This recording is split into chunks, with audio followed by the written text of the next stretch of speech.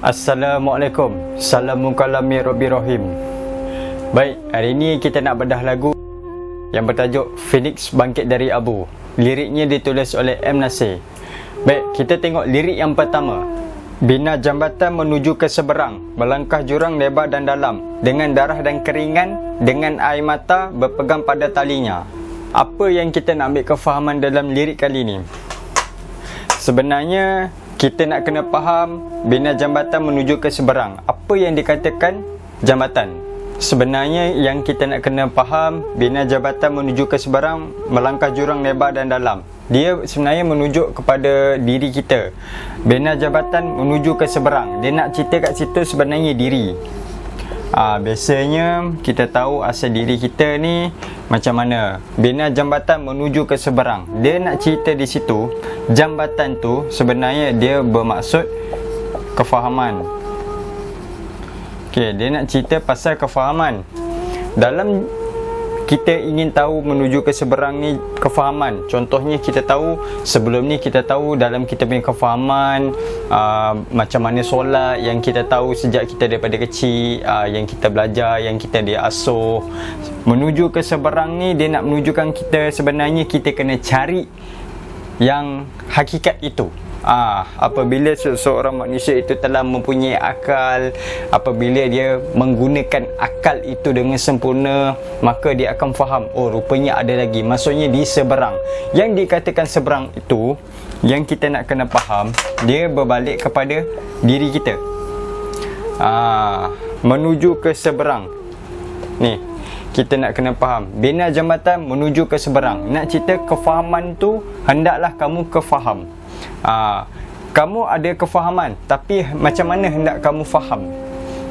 Jadi hendaklah kamu berbalik kepada diri. Itu maksud dia bina jambatan menuju ke seberang. Jadi kat situ yang kita nak kena faham, dia berbalik kepada asal diri kita.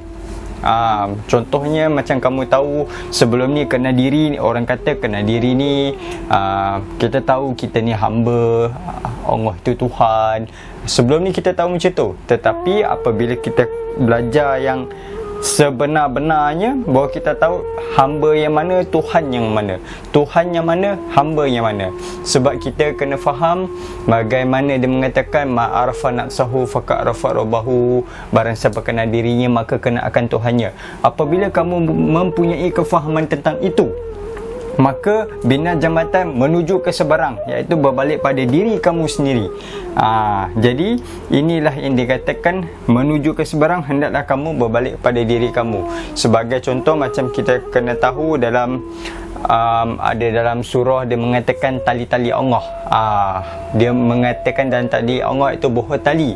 Bagaimana dia mengatakan buah tali itu? Dalam surah Al-Baqarah ayat 256, Ali Imran ayat 103, dia ada mengatakan tentang buah tali, iaitu tali Allah. Bagaimana yang dikatakan tali-tali Allah? Dekat situ.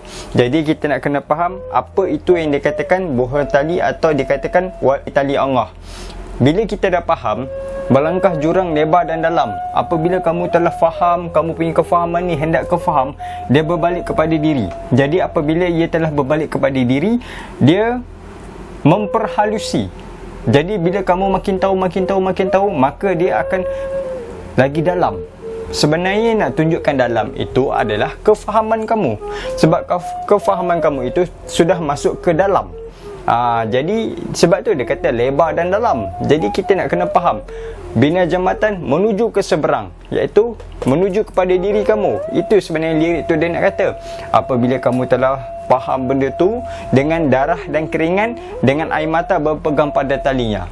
Dengan benda inilah, bila kamu faham, kamu dengan berpegang dengan air mata kamu mensyukuri apa yang kamu faham. Apabila seorang manusia itu telah memahami, maka dia akan menitiskan air mata dengan semula jadi automatik, sebab dia faham benda tu.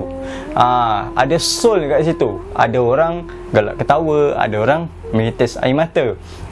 Tapi benda tu semua orang lalui, sebab dia mensyukuri apa yang dia faham selama ni yang dia cari.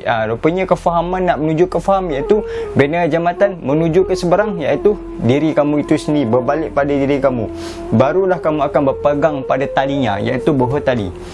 Faham betul-betul buah tali ni yang dikatakan tali Allah. Kamu berpegang kepada buah tali yang dengan yang betul, baru kat situ kamu akan faham macam mana. Jadi sekarang kita nak kena faham yang dikatakan bina jambatan menuju ke seberang, berbalik pada diri, bukan di luar. Cari di luar memang sesat, cari di dalam diri memang sesat dalam rindu. Jadi kat situ sebenarnya lirik tu yang kita kena faham. Tengok lirik yang seterusnya. Saf, semangatmu jangan goyah. Kota yang telah roboh harus dibina semula. Atas dasar kebenaran, demi kita, demi waris. Semua serangan yang datang kita tangkis. Apa yang kita nak ambil kefahaman dalam lirik kali ni, yang dikatakan rapatkan jangan goyah.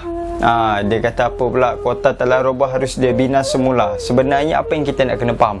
Apa yang dikatakan saf? Biasa dalam semayang kita tahu orang kata masa nak semayang ni, apabila lepas iqamah tu, imam pun datang ke depan. Lepas tu dah dia mengatakan pula saf. Bila akan mengatakan saf, dalam saf ni kita semayang jemaah ni, orang panggil ni makmum semayang, imam di depan.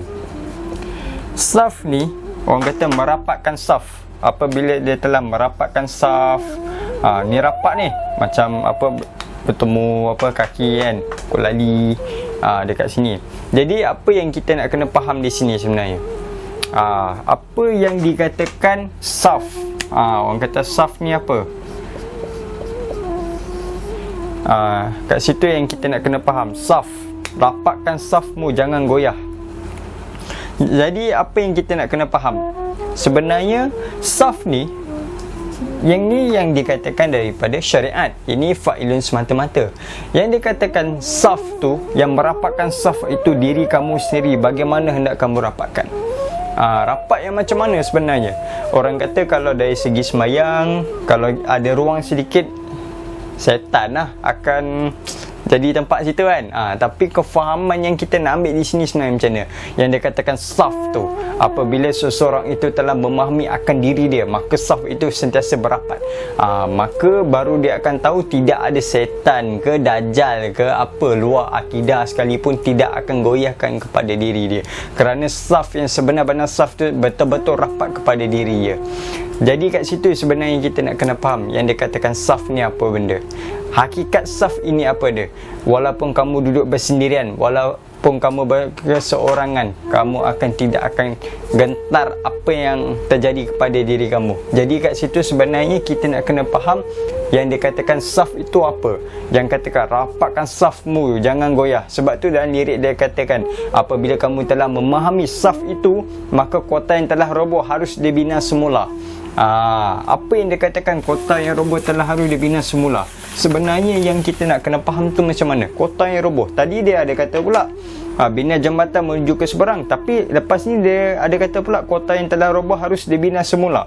Sebenarnya benda tu macam mana yang kita nak kena faham? Yang katakan bina balik, sebenarnya kita nak kena faham satu benda yang kita harus kena faham yang mendalam, iaitu kita kena selidik kefahaman kita betul-betul menuju yang kita ni faham sampai ke mana, dengan apa yang kita ada ilmu itu. Contohnya yang dikatakan kota yang roboh harus dibina semula, sebenarnya apa yang kita nak kena ambil faham. Sebagai contoh, kita tengoklah, ambil satu benda, orang kata contohlah kita panggil ini Kaabah. Okey, bagai contohlah ni Kaabah. dalam Kaabah ni banyak manusia tawaf. Manusia banyak tawaf ni. Tawaf. Manusia mengelilingi Kaabah, dia tawaf. Dalam dia tawaf tu, sebenarnya apa yang kita nak kena ambil faham? Sebab dia dalam lirik tu dia kata, kota yang telah robah harus dibina semula atas dasar kebenaran, demi kita, demi waris, semua serangan yang datang kita tangkis. Benda tu sebenarnya kita nak ambil macam mana?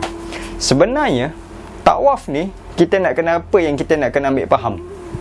Tawaf, orang kata beribu-ribu, berjuta-juta manusia tawaf di sini. Tetapi apabila yang kita nak kena faham, tawaf itu apa? Tapi bila kita faham, bila kita tengok betul macam dalam TV orang tawaf, bila orang tawaf mengelilingi Kaabah, bila orang mengelilingi Kaabah ni, dia macam mana? Dia tawaf ni, dia lawan jam. Macam kita kan jam macam kan, dia lawan jam. Apa simbolik sebenarnya yang Islam tu ajar? Yang dia katakan siap rahsia tu. Kenapa jam, dia macam kita tahu jam tu berpusing ke mana, tapi bila Kaabah tu dia melawan arus, dia lawan arah jam. Jadi sebenarnya apa yang kita nak kena faham?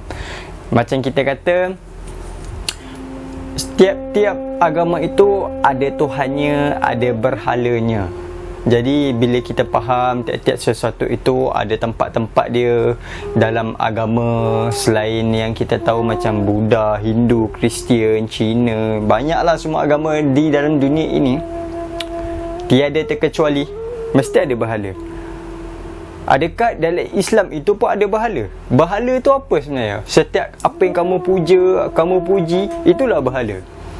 Habis yang kamu puja-puji ni dia kata apa pula? Tapi kalau orang kata ini arah kiblat, tapi nak cerita di sini sebenarnya kan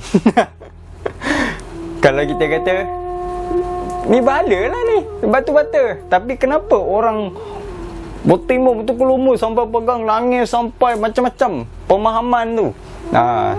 Dalam pada zaman Nabi Muhammad dulu, di sekeliling Kaabah ni banyak berhala. Tetapi apabila Nabi Muhammad SAW telah berjaya mengambil kota Mekah itu, maka dia buang segala berhala-berhala yang orang Quraisy sembah dahulu. Tetapi dia hanya meninggalkan Kaabah. Sedangkan Kaabah ni yang buat adalah Nabi Ibrahim AS. Jadi bila dia telah buat tu, kenapa dia buat Kaabah?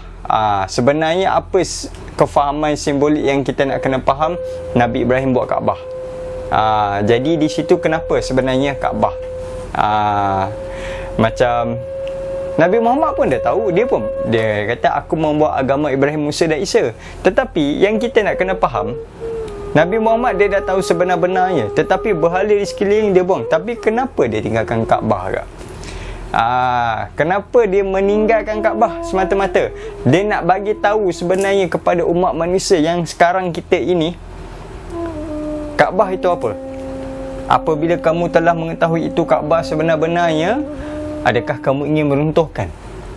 Sebenarnya simbolik Kaabah ni apa? Lepas tu ada orang tawaf, melawan arus, melawan jam.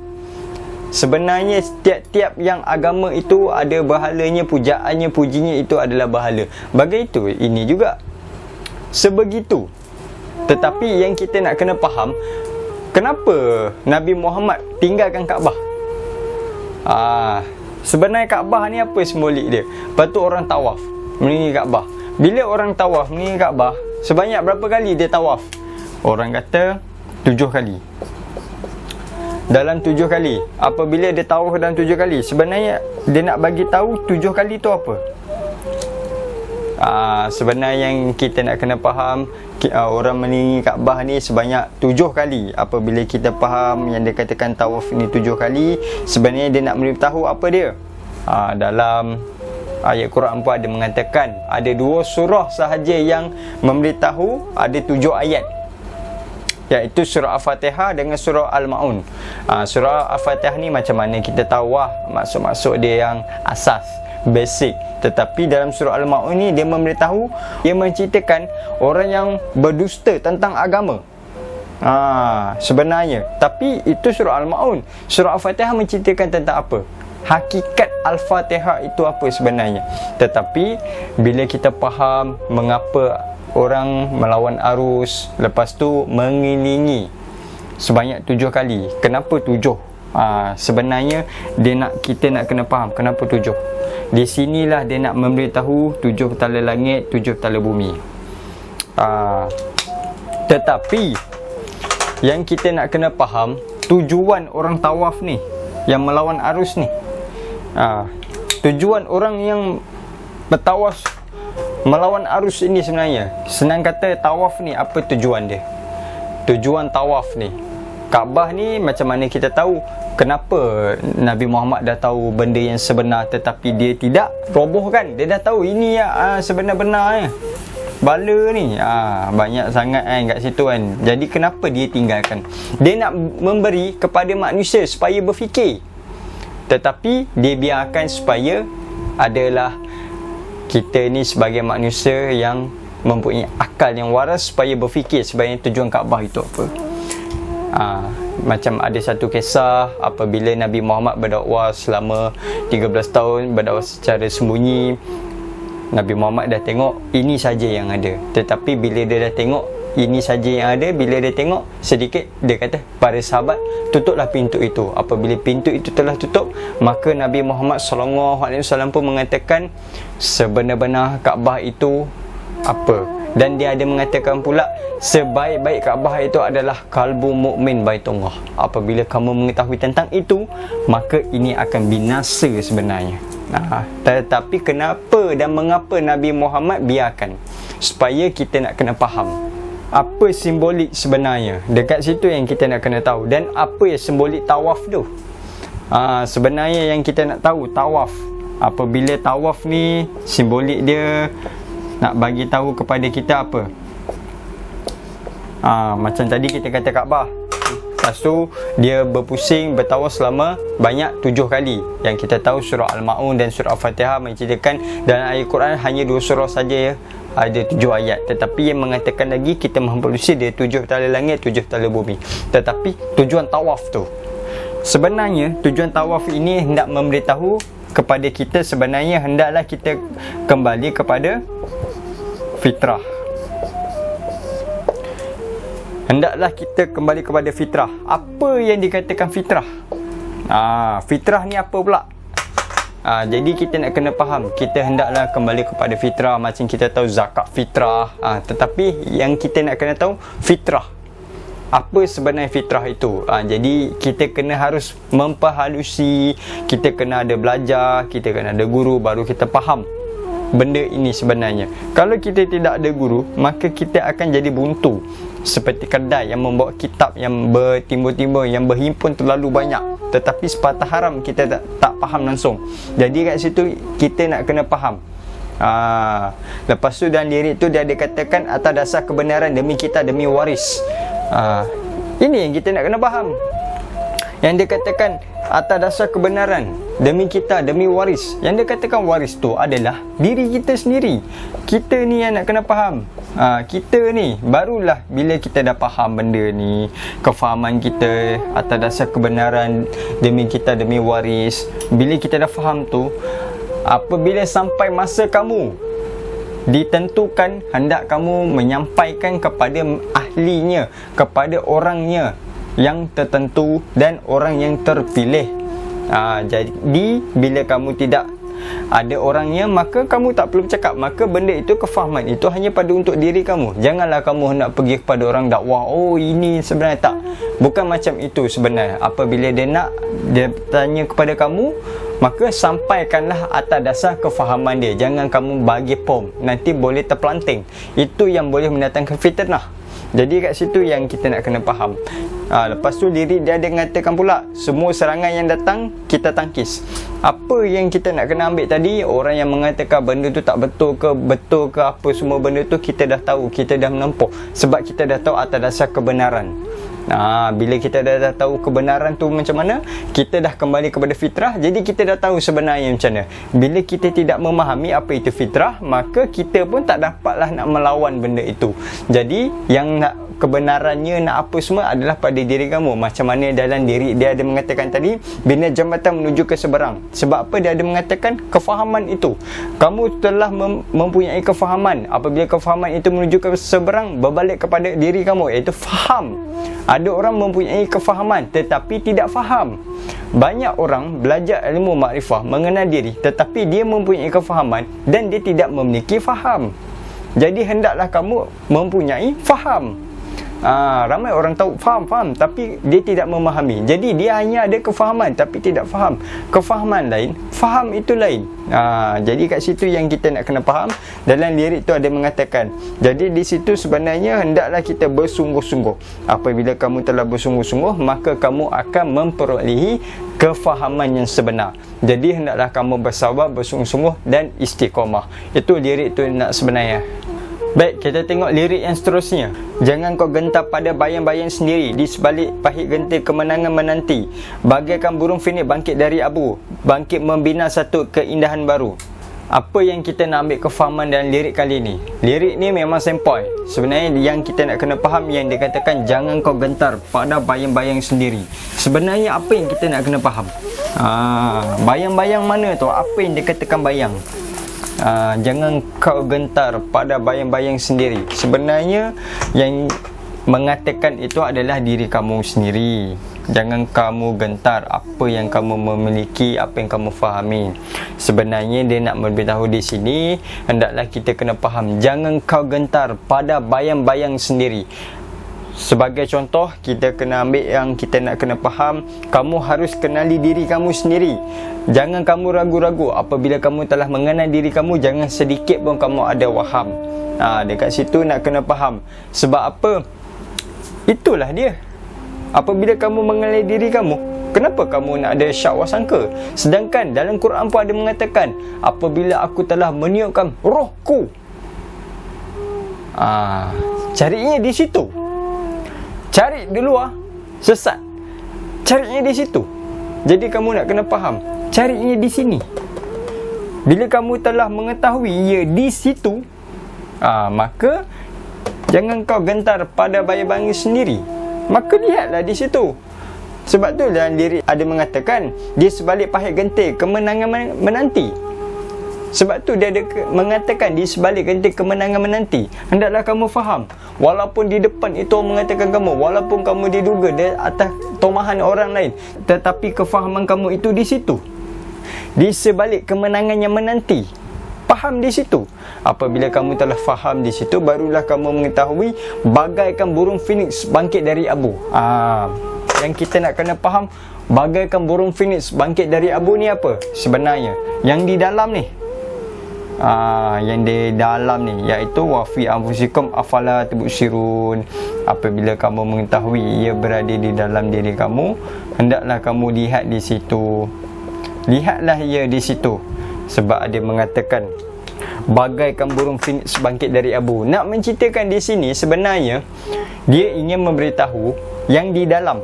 Apabila kamu mengetahui ia di situ, maka dia akan dengan sendirinya. Sebenarnya dia telah bangun, tetapi kita yang mengkaburkan sebab kita tidak mengenali diri kita.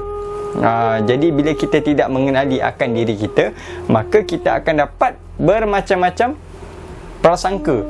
Apabila kamu mengetahui diri kamu itu macam mana, maka diri itu akan dengan sendirinya akan menyedari, kamu sedar akan diri kamu itu apa. Kamu sedar itu sebab apa? Kamu bangun itu sebab apa? Kamu menyedari akan diri kamu itu disebabkan apa? Barulah kamu akan faham burung Phoenix bangkit dari abu. Ingin yang memberitahu itu, nuraini kamu itu, rohani kamu itu, insani kamu itu, Rabbani kamu itu, di situ bila membangun kamu menyedari dia akan dia dengan berdirinya sendiri, maka itulah yang dikatakan Phoenix bangkit dari abu. Ia menyedarkan kita, dia menyedari bahawa kita akan tahu sebenarnya diri kita ini siapa.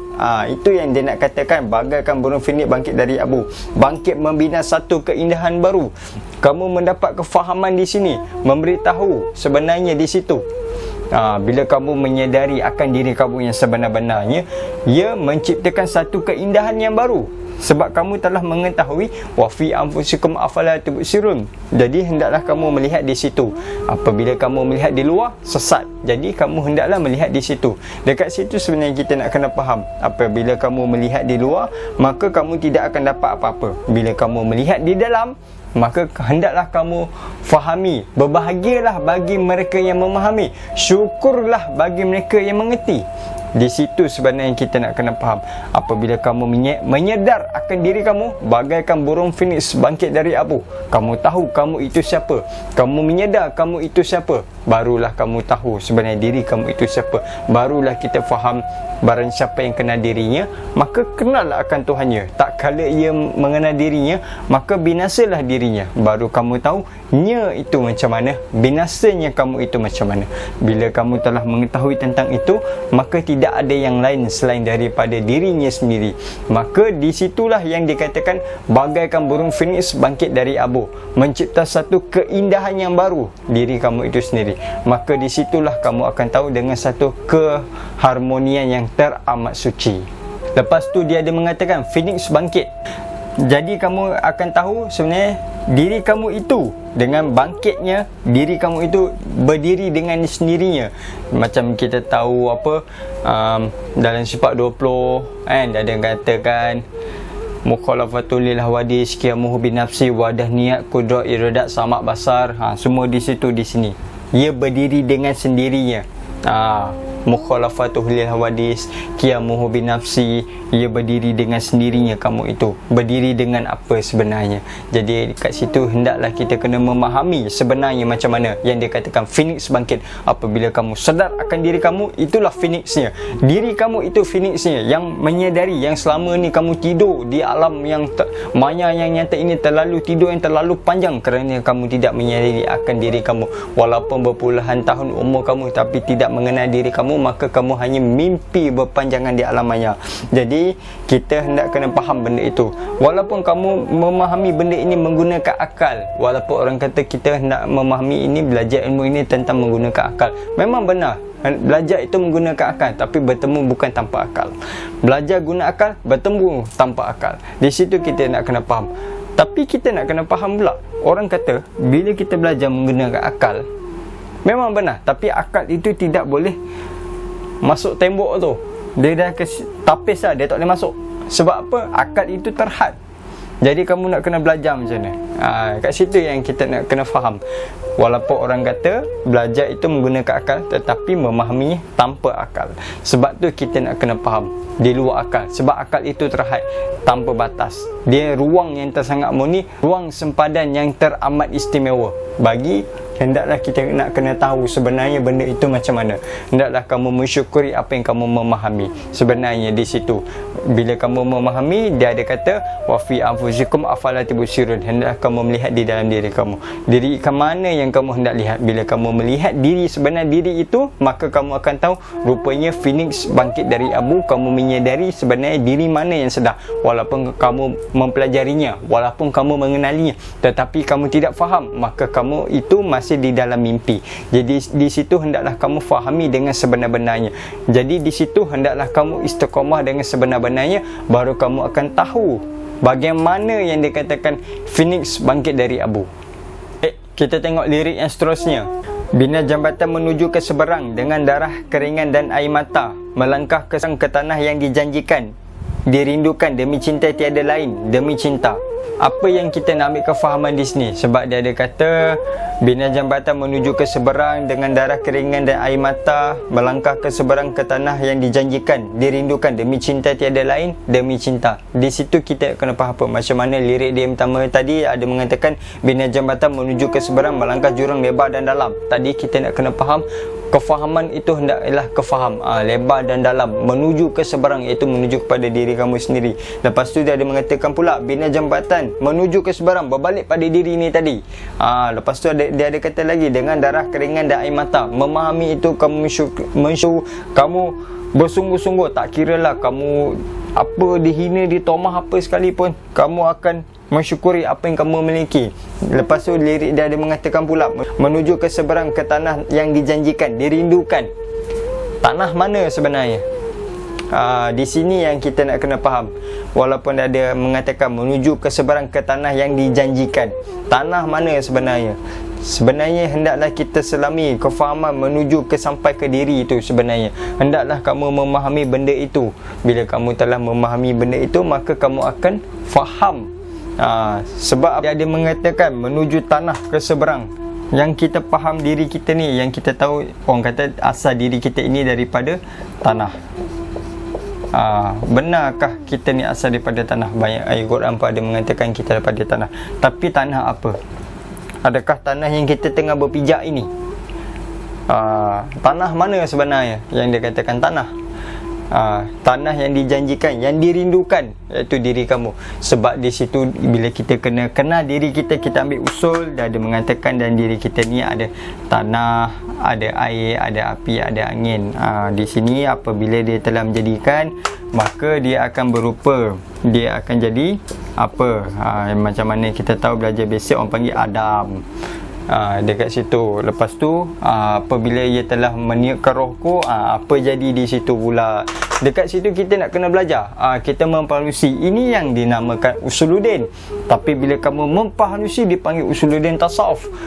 Di situ sebenarnya kita nak kena faham. Sebab tu dalam lirik tu ada kata membina jambatan menuju ke seberang. Berbalik pada diri kamu. Apa yang kamu faham, apa kamu tahu, itu kamu halusi, berbalik pada diri. Semuanya berbalik pada diri. Kalau kamu belajar macam mana kamu dengar orang menyemak, itu hanya untuk pengetahuan diri kamu.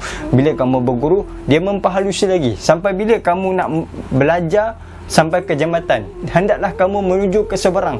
Kamu memperhalusi lagi. Sebab tu dia ada kata lebar dan dalam, masuk ke dalam. Bila kamu ada sanad-sanad berguru betul kepada wasilah kamu itu, maka benda ini akan sampai kepada kamu. Baru kamu akan faham sebenarnya asal muasal diri kamu itu macam mana. Bila kamu belajar benda ini, hendaklah kamu betul-betul sampai kepada usul. Hendaklah kamu kena sampai kepada usul. Bila kamu sampai kepada usul, memang benda ni memang bagus.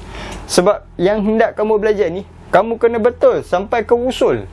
Bila usul tu kamu sampai, maka kamu akan mengerti bahawa kamu akan fahami sebenarnya macam mana. Sebab tu dalam lirik tu ada katakan pula, melangkah ke seberang ke tanah yang dijanjikan, dirindukan. Apabila kamu sampai, dah telah sampai ke usul, maka benda ini akan sampai kepada kamu. Lepas tu dia ada kata pula, demi cinta tiada lain demi cinta. Jadi di sini kita nak kena faham. Sebab bila dia ada kata memperhalusi, kita hendak kena faham. Contohnya kita kena tahu bila yang dirindukan demi cinta tiada lain demi cinta. Demi tiada lain apa semua, dia kata demi. Kita nak kena faham. Walaupun orang kata dalam demi ni, demi macam mana yang kita tahu demi kan. Okey, demi ni macam mana? Apa beza demi dengan kerana? Okey, demi dengan kerana. Kita di mana sebenarnya sekarang? Sebagai kefahaman yang mendalam, kita demi ke kita kerana? Kita nak kena tahu benda tu. Sebenarnya yang kita nak kena faham, demi ni macam mana, kerana ni macam mana. Tapi dalam lirik tu dia ada katakan pula, demi cinta tiada lain demi cinta. Dia tidak ada kata kerana. Bagaimana dia katakan kerana?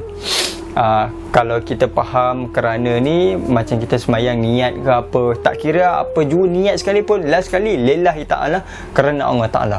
Tetapi adakah itu yang dinamakan ikhlas? Yang dikatakan kerana tu, macam orang kata kita mengatakan ikhlas, tetapi perbuatan ikhlas itu bagaimana? Kat situ kita nak kena faham. Walaupun kita kata ikhlas kerana Allah Ta'ala, aku buat ini kerana Allah Ta'ala, itu lafaz, tapi perbuatan itu bukan ikhlas. Itu melafaz, mengatakan, tapi perbuatan itu bukan melambangkan ikhlas. Bagaimana yang kita katakan ikhlas?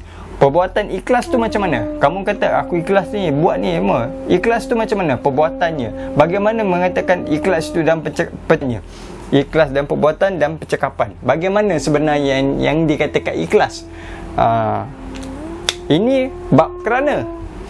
Bab demi ni lain pula. Bab demi ni macam kita tahu dalam surah-surah pun dia ada jumpa. Ada 6 surah dia ada mengatakan dalam huruf waw. Huruf waw ni macam mana? Huruf waw yang kita tahu, huruf waw ni dia memberitahu kepada kita, kalau kita faham lah dari segi usuluddin, waw ni memberitahu kepada kita adalah waw sumpah. Waw sumpah ni macam mana pula? Dia ada kata macam dalam surah wal fajr demi masa, wasyamsi waduhaha demi matahari, walaili idza yaksha demi malam, waduha demi waktu, watini wazaitun demi buah, wal as demi masa. Yang dia kata wow ni semua adalah demi masa, demi matahari, demi bulan. Setiap apa benda yang bermula dengan waw adalah waw sumpah. Sebenarnya apa yang dikatakan sumpah? Dekat situ yang kita nak kena faham.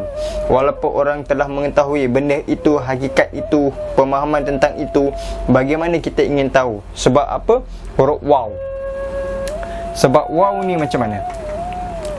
Ni demi ni. Tadi kita katakan kerana. Bagaimana yang dia katakan kerana? Ini demi pula. Demi ni macam waw tadi, dia bersumpah. Tetapi yang ni dia katakan usuluddin. Tetapi kalau dari segi tasawuf, dia mengatakan waw pula, dia jatuh kepada hu. Macam tu. Tetapi kita nak kena faham bagaimana yang dia katakan waw usuluddin dengan waw tasawuf. Di situ bila kita memahami benda itu, maka kita akan faham. Jadi hendaklah kamu pandang kepada nikmat. Nikmat mana yang hendak kamu dustakan? Jadi hendaklah kamu pandang kepada diri kamu. Bila kamu memandang pada diri kamu wow itu, maka kamu akan tahu. Sebab dia mengatakan, barang siapa mensyukuri nikmatku, kurang ke tak kurang? Kan? Barang siapa yang mensyukuri nikmatku, maka Tuhan pun berkata, kurang ke tak? Ke bertambah? Mesti bertambah. Siapa yang bersyukur atas nikmatku, maka Tuhan akan berkata tambah. Tetapi persoalannya sekarang, apa yang tambah? Kamu hendaklah kamu syukur kepada nikmatnya, maka Tuhan akan tambahkan lagi. Tetapi yang dikatakan tambah itu macam mana? Apa yang ditambahkan sebenarnya? Kita nak kena faham. Jadi di sini kita nak kena faham demi dengan kerana. Kalau kerana ni masih lagi kan dipaksa-paksa. Senang kata tak ikhlas lah orang kata. Sebab ikhlas ada banyak. Muntasab, muntasib, muntaha. Jadi di sini kita nak kena faham. Yang ni dia katakan demi pula. Macam mana yang dia katakan demi? Demi cinta tiada lain. Demi cinta. Demi ni apa? Jadi di sini kita nak kena faham. Kamu itu hadir di dalam muka bumi ini kerana dia ke demi dia? Ni orang yang betul-betul faham, makrifah, mengenal akan dirinya, dia akan faham. Kamu itu ada di sini dikarenakan atau ada. Bagaimana yang kita kata buat amal ibadat itu memang aku ikhlas kerana Allah Ta'ala. Macam kata inna solati wa nusuki wa mayaya wa mamati lillahi rabbil alamin. Solatku, ibadahku, hidupku, matiku hanya untuk Allah Ta'ala. Kita kata kerana tu. Tetapi masih lagi kerana ke? Dia tidak ikhlas. Orang yang betul ikhlas tidak dikeranakan oleh sesuatu kerana. Tetapi yang dia katakan demi ni macam mana? Demi cinta tiada lain, demi cinta. Cinta ni sebenarnya demi cinta. Kamu itu ada di sini demi cinta ke demi kerana? Kamu itu diadakan atau dikeranakan? Di situ yang sebenarnya kita nak kena faham, yang kita nak kena tahu. Bila kamu mengetahui akan diri kamu, maka kamu akan faham bendanya macam mana. Sebab tu dia ada mengatakan makrifah mengetahui hakikat sesuatu dan di hujung dari sudut zat dan sifat. Hujung dan pangkal dia itu macam mana? Dari sudut zat dan sifat. Tahu apa fungsi dia, apa yang kita nak kena faham di situ. Bila orang tu dah tahu dia punya kedudukan, dia dah kena faham makrifah ni macam ni, yang dia katakan zat ni macam ni, sifat ni macam ni, bukan sekadar sebut dan tapi dia faham benda itu macam mana. Yang dia katakan zat dengan sifat ni macam mana. Zat sifat tak boleh terpisah, tapi dia boleh menyebut dan dia memahami. Kita ni menyebut, kita faham ke tidak? Walaupun kita boleh kata zat, walaupun kita boleh kata sifat, tetapi adakah kita memahami? Demi ke kerana? Di situ, kat situ sebenarnya kita nak kena faham. Walaupun dia ada mengatakan kita ini diadakan ataupun dikeranakan, Di situ sebenarnya kita kena faham benda tu, kita renung betul-betul. Sebab tu dan lirik dia awal tadi dia ada katakan bina jambatan menuju ke sebarang. Macam tadi kita kata kefahaman. Sebelum ni kita faham kefahaman kita ni macam ni, asal kita daripada mana, ni daripada mana. Tapi bila kita menuju ke sebarang, benda ini dia telah binasakan, lenyap. Jadi di situ kita nak kena faham. Bila kita memahami benda itu akan diri kita, maka diri kita ini Phoenix bangkit dari abu dengan sendirinya. Ia berdiri dengan sendiri. Hakikat sebenar berdiri dengan sendiri itu bagaimana? Sebenar-benarnya. Sifat 20 yang kita tahu, wujud sifat ma'ani, sifat ma'nawiyah, sabiah, semua benda itu kita tahu macam mana sekalipun, benda itu usuluddin. Tetapi dari segi usul tasawuf, macam mana? Sebab tu kita nak kena faham. Dan lirik ni sebenarnya kita diadakan disebabkan apa? Baik, itu saja bedah lirik dalam Phoenix bangkit dari abu. Sebenarnya apa yang kita nak ambil faham dan lirik kali ni, kenalilah diri kita dengan sebenar-benarnya. Jadi di situ kita nak kena faham bina jambatan menuju ke seberang. Jadi di situ hendaklah kamu mempunyai kefahaman menuju kepada diri kamu balik. Wa fi anfusikum afala tubsirun. Hendaklah kamu melihat akan diri kamu. Lihatlah di dalam diri kamu, di dalam ke di luar. Apabila kamu lihat di dalam, adakah dia berada di dalam? Apa yang kamu nak lihat di dalam itu? Adakah kamu melihat dengan sangka? Adakah kamu memaksa? Adakah kamu cuba menghayati ia berada di dalam? Dia tidak di luar, tidak di dalam, tidak di depan, tidak di belakang. Jadi di situ sebenarnya kamu nak kena faham macam mana yang katakan diri itu, yang dikatakan wa fi anfusikum itu. Melihat di mana sebenarnya, walaupun dikata dia di dalam, tetapi kamu apa yang kamu nak lihat? Jadi bila kita faham benda-benda tu macam mana, jadi di situ yang dikatakan bina jambatan menuju ke seberang. Di situ kita nak kena faham. Bila kamu memahami akan itu, maka beruntunglah kamu ketika itu, kerana ia telah memberi kefahaman. Sebab tu dia ada katakan jangan kau gantap pada bayang-bayang sendiri. Di situ kita nak kena tahu, apabila kamu mengetahui akan diri kamu itu tentang itu, maka diri kamu itu siapa sebenarnya. Sebelum ni kita tahu dalam perjalanan untuk mengenal diri ini macam mana. Perjalanan mengenal diri ni memang teramat panjang, tetapi dia sangat manis. Itulah kenangan seumur hidup kamu yang teramat manis. Itulah travel kamu sebenarnya. Kamu mengetahui tentang itu, tetapi bila kamu memahami tentangnya, maka orang itu berbahagia. Sebenarnya apabila orang tidak memahami benda ini, dia tidak faham, pada telinga dia rasa sesat. Tetapi apabila orang itu telah memahami tentang ini, maka dia rasa itu bersahaja. Di situ kita nak kena faham. Sebenarnya lirik ni nak menceritakan tentang kita. Sebelum ni kita faham macam mana menuju ke seberang, balik pada diri kita. Sebenarnya yang apa kita tahu, sebenarnya yang kita belajar dalam usul tu, dalam usuluddin tu, apabila kita fahami sebenar-benar hakikat itu akan sesuatu itu, bila kita sampai usul itu tadi, maka ia akan lenyap semuanya. Apabila ia telah lenyap, barulah kamu akan tahu sebenar-benarnya benda ini apa yang nak disampaikan. Apabila kamu telah sampaikan, maka Phoenix bangkit dari abu. Maka yang kamu tahu itu semuanya akan jadi batal. Jadi bila di situlah kamu akan jumpa yang hak dan yang batil. Jadi jangan kamu bersangka-sangka, jangan kamu ada waham. Sebenarnya kita nak kena faham di sini, hendaklah kita kena ada guru, sebenar-benar guru, iaitu guru mursyid yang sampai betul wasilah kepada Rasulullah SAW. Itu sebenarnya kita nak kena faham. Baik, itu saja bedah lirik kali ini. Apa pun yang baik daripada Allah, yang buruk pun daripada Allah, yang memberi faham itu Allah, yang tak memberi faham itu pun Allah. Assalamualaikum warahmatullahi wabarakatuh.